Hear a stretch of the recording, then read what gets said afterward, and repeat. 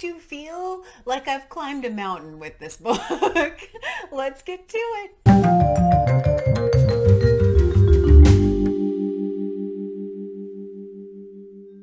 Hi everyone, I'm Sandy and welcome back to my channel. Today I have 1001 book countdown for you, and I have two books, which is very exciting, and one, woo, it's a monster. So if you're not familiar with the 1001 book countdown, I will leave a card up here for you where you can go and check out the original video and learn about the project in a lot of detail. But basically it's reading books off of the 1001 books you must read before you die list, and just kind of seeing how far I can make it through everything. It is a massive project, so hopefully you consider giving me a subscribe and sticking around and seeing just how far I can actually make it through this project. Yeah, it's been a really fun journey since I started my channel, but it is pretty slow going at times. So yeah, hopefully you consider, like I said, sticking around. But for today, we're going to go ahead and put up the numbers, and they are 929 and 33. And 33 is my 2022 number. So every year at the beginning of the year, I pre-select 52 books with the idea of reading one per week at least. And so that's how I track that number, because sometimes having a really big number makes it feel like you're not making any progress. But having the smaller number, look, I'm at 33. So that's what the second number is for. And so for today, let's jump into the book. So the first book is The Magic Mountain by Thomas Mann. This book took me forever to get through. First I didn't want to pick it up, and then when I did pick it up, it just took me a long time. I don't have the book anymore because it was a library book, which I have since let go back to the library. I listened to this as an audiobook, and so I'll have a disclaimer about that when I get to the number reducing portion of this video. So The Magic Mountain, if you look, was published originally in German in 1924, and then it was published in English in 1927 for the first time. Thomas Mann actually has 5 books on the 1001 book list, and I have read, this is the third one, where I have read 2 and DNF'd one. The one I've DNF'd is Dr. Faustus. I just could not make it through that book. The other one that I read was Death in Venice, and then now this one with The Magic Mountain. There are other 3 that are on the list are Joseph and his brothers. No, the other 2. Sorry, I only have 2 left. Joseph and his brothers, which is a series, and then Buddenbrooks, I think that's how you say that. So those are the ones that I have left. So what is The Magic Mountain? So The Magic Mountain is a deeply intellectual, highly philosophical book, which much of went right over my head. I found it very difficult to dig into the hidden meanings of things, to understand a lot of the nuances of what was going on in the book. It is over 700 pages as well, and so it's an investment in time to get through this book. I would say that while I didn't understand everything in this book, it was still a really fun and different read. So there was a group read that was hosted by Greg at Another Bibliophile Reads and Roz at Scala-Dandling about the books for this book. And one of the things that had come up is you either just read it and just read it for what it is, or you take notes and you try and analyze everything. I definitely was in the camp of just read it and you enjoy the story. So the story, what it's about is a character by the name of Hans Kostorp goes to a sanitarium to visit his cousin and is supposed to be there for 3 weeks. And he ends up staying much longer than 3 weeks. And so the book really goes into a lot of his relationships with the doctors, with the other patients, with his family members, people who come and stay with him for a short amount of time, trying to maybe convince him initially to start leaving, or think about leaving. And yeah, it's really that story of this sanitarium with all of these patients. And so you get the idea right from the beginning when he arrives that he's put into a room that was recently fumigated from someone who had died. And you kind of get bad feelings right from that get-go. And it has just a lot of very strange like healing things, like you have to be in the fresh air, you have to be wrapped up in quiet time, and all of these different kind of just very bizarre practices to try and help you feel better. When he gets ready to leave, he suddenly has a fever. And one of the things that really comes across in the book is that there is some kind of like status to being sick there. Like, oh, I have a fever of 101. I have a fever of 100, and tracking that and monitoring it over and over and over again. And yeah, so he ends up with a fever and ends up staying for, I think it was the first time was 3 months. And then it just keeps getting extended into years, absolutely into years. And so I was just reading this book going, is he ever going to escape this magic mountain, this sanitarium? And there's just really weird characters in this book. There's a love interest for him. There's some side stories that are very strange. There's a duel at one point. It's like, okay, how are we ending up here? And then I was a little bit surprised by the ending as well, which I'm obviously not gonna say. Just know, if you want to read this book, it's an investment. It's an investment in time, and you have to decide right from the beginning, what way are you going to go? Do you want to try and dig into the deeper intellectual meaning, or do you just want to read it for Hans Castorp and all of the weirdness that he's experiencing up at the sanitarium? So yeah, I know that a lot of people loved this book. It was more of a chore for me to make it through. I did make it through it, but the deeply philosophical sections were just rough for me. So overall, I think I put it kind of in the middle of a ranking, like more in the 3-star, because it wasn't my favorite and I didn't hate it. And it's not really a great ringing endorsement for this book, but I do know people in the group loved this book. So, but what does this do for our numbers?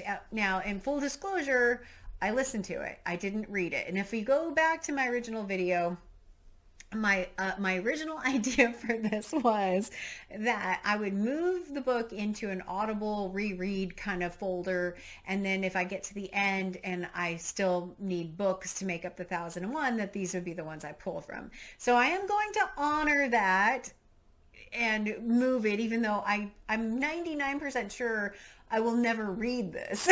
So what does that do for the numbers? So 929 is going to stay at 929 because it doesn't officially count for the main countdown, but I do get to go from 33 to 32 because it is on the 2022 list and I did finish it. So yeah, we're gonna go with that for today. And see, if I'm fully just listening to a book, I really want to read the books. I love audiobooks, and I will do a mix of audiobook and reading a book. But if the entire book has been an audiobook, that's when it's kind of being put into this little class over here. Not that it wasn't worthwhile, not that audiobooks are not worthwhile. I would have never made it through this book without the audiobook. No joke. I needed it to make it through. It's part of the reason why I ended up DNFing Dr. Faustus, because there was no audiobook that I could find. So yeah, that's kind of what my thoughts are around that. But let me know in the comments what you think of that. Do you think I'm being too hard on myself and I should just take it as a number off the main countdown? Maybe. So, all right. So the next book, I do have another book. Yay! So the next book is The Autobiography of Alice B. Toklas by Gertrude Stein. This edition, so this book was originally published in 1933, and this edition was published in 2020. This has illustrations by Mara Kalman, and the illustrations in this edition of this book are phenomenal. I mean, even that cover, so incredibly amazing, but and the back of it as well. And then in here, everywhere you flip, is just absolutely beautiful artwork that enhances the story. My one complaint about this particular edition is it's not necessarily very well made. The spine is creaking. It feels like the spine is broken. You get like weird groupings of pages here. It's not super floppy. And then later in the book, you get where you can see the actual binding. And so for some reason, my version of this book is not the best version. I mean, the most well-made version of this book. But what is this book about? Let's talk about it. So this book is the Autobiography of Alice B. Toklas. So it is told from Alice's perspective, and she is talking about Gertrude Stein, and it's written by Gertrude Stein. So it feels a little self-indulgent, like Gertrude Stein is writing about her own life through Alice's eyes a little bit. But it really goes through and talks about Gertrude's time in Paris prior to the war, a little bit of her time before she went to Paris. And she is a fascinating individual who was someone very involved in art, had a lot of artist friends, talked about, from Alice's perspective, being the wife of a genius, where she was meeting like Picasso's wife and Matisse's wife and all of these different people that were in their life as being in Paris in the early 1900s. And so those parts were really, really amazing kind of just perspectives on Paris. Paris is my favorite city in the world, and so it was really amazing to get this perspective. And then when World War I came around, they really had some pieces about how they participated, how they supported those pieces. They were really worried that Paris was never going to be the same, which was great to see that perspective of someone who was actually in that city during that time. The book Gertrude Stein passed away in 1946, and so she didn't really have a lot on, there's nothing in this book, obviously, that goes beyond the 1933 timeline.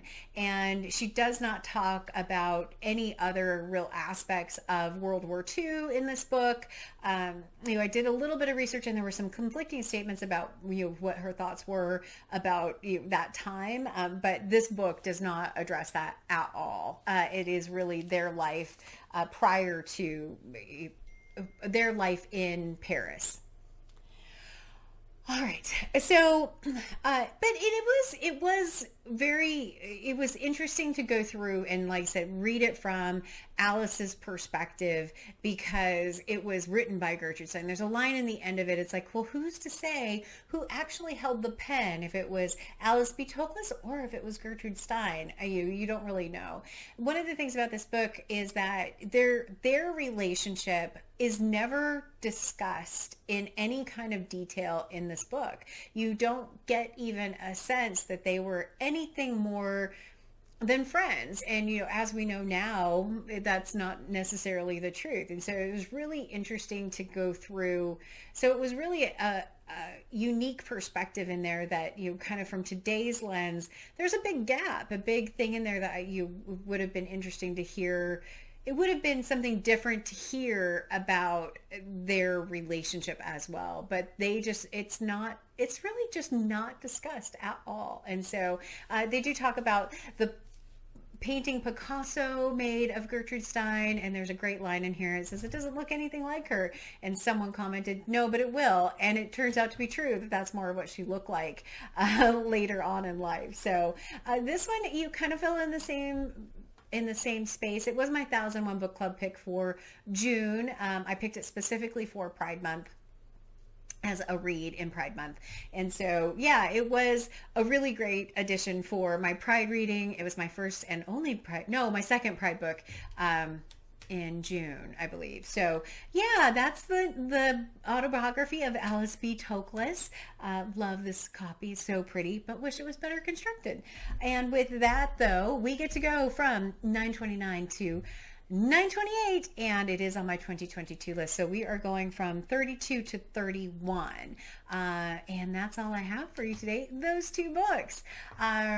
Yeah, what else am I working on? I am working on The Once and Future King. I'm halfway through this particular book, as you can see here. I'm actually a little bit more than halfway through. I've read book 1 and book 2. I'm doing this as a buddy read with Tiffany over at Beautiful Minutia, and we are doing making significant progress. Book 3 is all about Lancelot and Guinevere, so that's really kind of fun. Yeah. Anyway, the other book I'm working on is Cat's Eye by Margaret Atwood, and I'm doing this as a buddy read with Heidi from My Reading Life. So those are the two that are in progress right now. We'll see how it goes. And but with that, as always, like, comment, and subscribe. And until next time, everyone, thanks. Bye.